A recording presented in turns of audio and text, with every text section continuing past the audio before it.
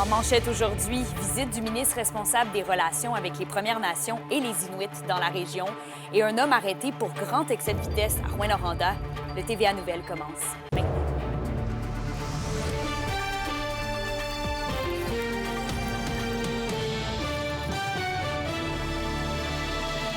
Bon jeudi, bienvenue au TVA Nouvelles. D'abord, le ministre responsable des relations avec les Premières Nations et les Inuits, Yann Lafrenière, est de passage dans la région aujourd'hui, plus précisément à Témiscamingue First Nation, pour y voir le nouveau poste de police de la communauté. Une visite aussi pour prendre le pouls des différents enjeux qui touchent les Premières Nations de la région actuellement. Comme on le sait, l'industrie forestière qui fait couler beaucoup d'encre ces derniers temps, alors que différentes communautés autochtones s'opposent aux modifications du régime forestier. Et tôt ce matin, à Rouyn-Noranda, un policier a intercepté un véhicule qui roulait, écoutez bien, à 140 km/h dans une zone de 50 km/h. Ça s'est produit sur l'avenue Québec, près de la rue Tachereau. L'homme de 39 ans de Duhamel-Ouest a reçu un constat d'infraction de plus de 1 700 $ assorti de 18 points d'inaptitude. Et son permis de conduire a été suspendu pour une période de 7 jours. Comme le rappelle la Sûreté du Québec, la vitesse est l'une des premières causes de collisions mortelles à survenir sur nos routes. Et ensuite, on revient sur la mort d'un adolescent de Lac-Simon. Un jeune de 16 ans a comparu récemment au palais de justice de Val-d'Or après avoir été arrêté par les policiers vendredi dernier. L'accusé fait face à un chef d'accusation d'homicide involontaire coupable ainsi que d'un bris de condition. La victime avait été retrouvée inanimée et gravement blessée en bordure de route il y a de cela 2 semaines. Et donc, la personne reviendra en cours la semaine prochaine, le 4 septembre, pour y subir son enquête caution. Et les localités de la région ont une ressource de plus pour appuyer dans les besoins en ingénierie. La Fédération des municipalités du Québec ouvre un bureau régional à Malartic, dans les anciens locaux de la Caisse des Jardins. Des ingénieurs embauchés par la FQM pourront offrir leurs services à un coût généralement moins élevé que la firme privée. Le président de la Fédération, Jacques Demers, croit que l'ajout de ces nouveaux services permettra de mieux cibler la réalité des municipalités de la région. Le fait d'avoir cette expertise-là, terrain, on voit les problématiques, on voit ce qu'on a besoin, puis ça alimente l'équipe politique pour faire nos demandes auprès du gouvernement. Parfois, les demandes sont monétaires, mais souvent sont dans des règlements, dans des applications, dans des choses distinctes d'une région à l'autre. Les besoins ne sont pas pareils. Puis lorsqu'on est sur le terrain, on va chercher cette expertise-là qui nous aide énormément à pouvoir intervenir auprès du gouvernement dans chacun des dossiers. Et le Centre de services scolaires de Rouyn-Noranda a lancé ce matin les festivités entourant son 100e anniversaire. Donc, plusieurs activités seront proposées à la communauté scolaire du territoire, comme des ateliers culturels pour les élèves, une exposition sur le passé des services éducatifs, mais aussi une cérémonie commémorative, un recueil de photos d'archives avec des témoignages et des moments marquants de l'organisation servira à différentes activités pédagogiques pour les élèves. Et un documentaire sera aussi tourné par un cinéaste pour commémorer les moments marquants de l'organisation.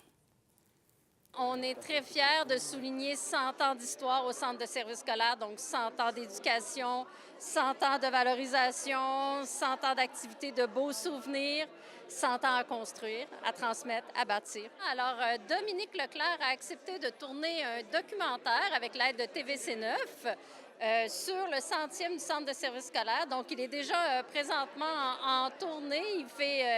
Il montre des petits films, il interroge. Je pense que ça va être vraiment quelque chose de magnifique. Et justement, toujours en éducation, le nombre d'étudiants qui font leur entrée au cégep dans la région est en hausse de 0,3 %, donc seulement 6 personnes de plus qu'à pareille date l'an dernier. Selon les données de la Fédération des cégeps, c'est la plus faible augmentation à travers les établissements de la province. Des régions moins populeuses que la nôtre, comme la Côte-Nord ou la Gaspésie, voient leur population collégiale augmenter d'environ 5 %. La Fédération des cégeps se réjouit quand même de la hausse généralisée à travers le Québec, mais s'inquiète quand même de nombreux enjeux que doit faire face le réseau, dont les restrictions budgétaires, le manque d'espace et les infrastructures vieillissantes. Et en vue de la Journée internationale de sensibilisation aux surdoses qui va avoir lieu ce dimanche, les organismes Arrimage et Hommes rares ont lancé le documentaire témoignage La consommation, un monde stupéfiant, le tabou. Un film qui donne la parole à celles et ceux touchés par la réalité des surdoses dans notre région d'Abitibi-Témiscamingue. Et ce documentaire cherche aussi à sensibiliser le public, à briser les préjugés liés à la consommation et à encourager une approche plus humaine.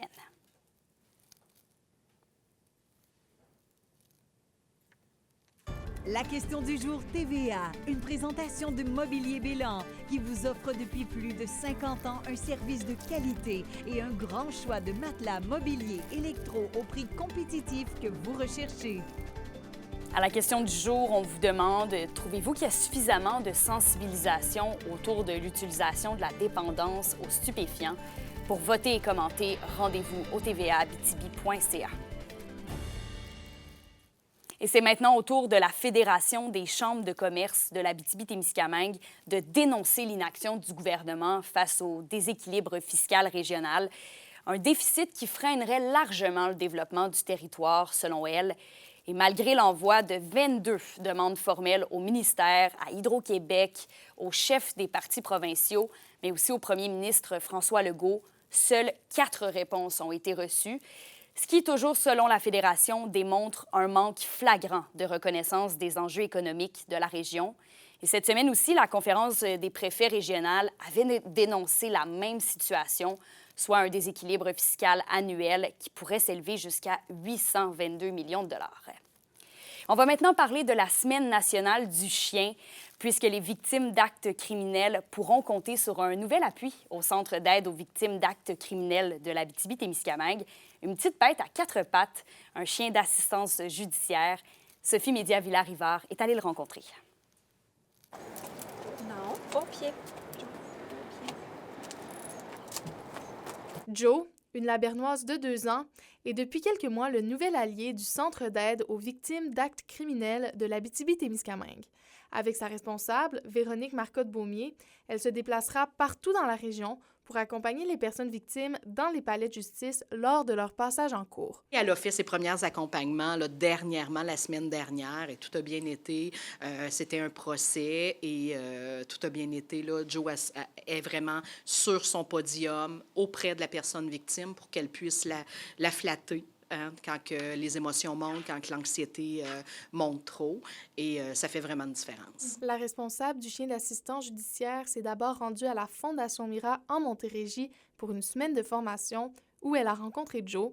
Il a ensuite fallu 3 mois d'entraînement avant que la chienne soit prête à mettre ses apprentissages en pratique. C'est la personne qui doit être accompagnée par le chien qui a fait la demande, qui a la priorité dans le fond parce que les autres personnes ne peuvent pas flatter Joe, ne peuvent pas lui parler non plus parce qu'elle est au travail. Quand elle a son harnais inscrit CAVAC, là, c'est qu'elle est au travail, mais l'intervenante, maître chien, toujours avec elle, par exemple. Le CAVAC marche sur les traces de la Sûreté du Québec et de la Direction de la protection de la jeunesse régionale qui ont eux aussi bénéficié de chiens d'assistance judiciaire. Ça fait vraiment la différence parce que Joe amène une autre dynamique que même si nos intervenants CAVAC sont super expérimentés, bien, on ne peut pas retrouver ça. C'est une autre dynamique carrément. Et parmi le réseau des CAVAC au Québec, Joe est le 7e chien d'assistance judiciaire à accompagner les personnes victimes.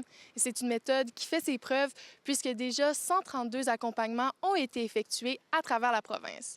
Sophie Média-Villarivard, RNC Nouvelles, à Rouyn-Noranda. Pour une nouvelle importante à nous communiquer, contactez-nous, nouvelles au pluriel, @rncmedia.ca, par téléphone au 1-866-463-4636 et notre site web tvaabitibi.ca.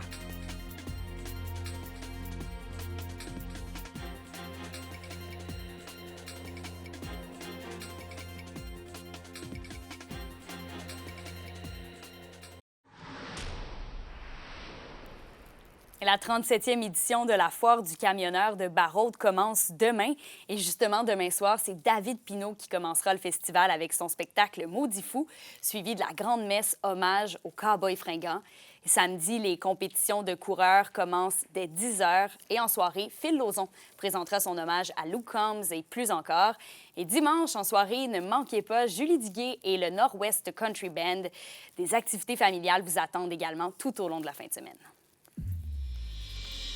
Et les Foreurs et les Huskies ont chacun dévoilé les 23 joueurs qui débuteront la saison 2025-2026. Et les amateurs pourront retrouver leur équipe favorite sur la glace alors que la saison débutera dans 3 semaines. Voici le bilan de notre journaliste Zachary Desrosiers. Les Foreurs de Val-d'Or ont dévoilé leur alignement pour la saison 2025-2026 mercredi matin. Quelques nouveaux visages feront leur entrée avec 2 nouveaux joueurs de 20 ans, mais également 3 recrues qui ont percé l'alignement.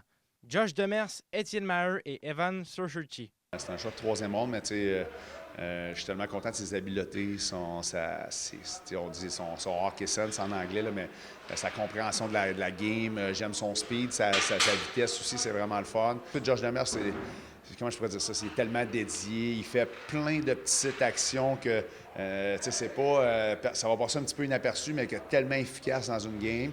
Et puis Étienne Maheu, il a son identité à lui, là, gros bonhomme, simple physiquement. Donc chacun leur qualité, mais assurément qu'ils vont tous nous amener à quelque chose. Nathan Brisson portera le C de capitaine pour une 2e saison. Le natif de Deux-Montagnes se dit fébrile à l'approche du début de la saison et compte continuer d'être un modèle pour ses coéquipiers. Bien, c'est sûr qu'on va garder encore l'ADN Foreur. On est une équipe qui travaille. On s'en va avec beaucoup de talent. Nos jeunes, ils commencent à prendre de l'expérience. Puis on s'attend à une beaucoup plus grosse année que l'année passée. Le directeur général et entraîneur-chef Maxime Desruisseaux mentionne les hautes ambitions pour la saison, mais l'équipe ne se met pas de pression. Je ne mettrai pas de pression à notre groupe parce qu'on est encore un jeune groupe. Mais assurément, on a dit l'an dernier qu'on avait fait un pas vers l'avant. Puis évidemment, on a des attentes plus élevées. Mais tu sais, faut que je rappelle à tout le monde, des fois, que on n'a pas de 20 ans en défense, on a seulement 19 ans, on a seulement 5-19 ans dans notre alignement. De l'autre côté de la 117 à Rouyn-Noranda, l'entraîneur-chef des Huskies, Steve Hartley, mise sur l'expérience et l'intégration des nouveaux joueurs pour préparer la saison. Oui, on a eu un camp extrêmement compétitif. On a 11 nouveaux visages, là. On voit la saison d'un bon œil, puis on va avoir une équipe qui va être compétitive, qui va travailler soir après soir. Puis notre but ne change pas là, d'année en année. On veut être l'équipe la plus compétitive puis arriver en séries éliminatoires fin prêt. Les Foreurs de Val-d'Or accueilleront donc les Olympiques de Gatineau pour leur match d'ouverture qui aura lieu le 18 septembre prochain, ici même au Centre Agnico Eagle de Val-d'Or. Zachary Desrosiers, RNC Nouvelles, Val-d'Or. Température très automnale aujourd'hui, sans trop vouloir vous décourager. En Abitibi, il y a de la bruine intermittente qui va cesser cet après-midi avec des nuages en après-midi, maximum 15. Et au Témiscamingue, c'est des nuages aussi, avec un maximum de 16 degrés Celsius. Et le ciel sera couvert ce soir et cette nuit aussi. 30 de probabilité d'averse au cours de la nuit en Abitibi, minimum 5 plus au nord et 8 plus au sud. Merci encore une fois d'avoir été des nôtres. Nous, on se retrouve comme à l'habitude ce soir au TVA 18h. Soyez là.